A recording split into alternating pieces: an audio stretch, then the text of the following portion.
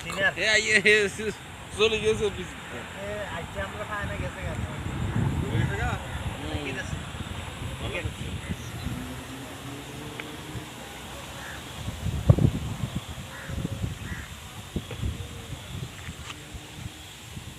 ওই গরু এদিক দিয়ে তো আইতে খাইতেছি সাইডে দিয়ে ওই যে গরু আপনি দেন না ওই এই পাশে খালা কত সুন্দর বাতাস না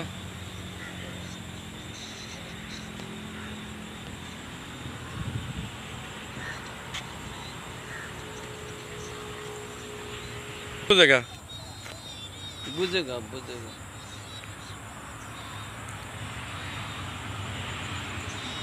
পরিবেশটা আসলে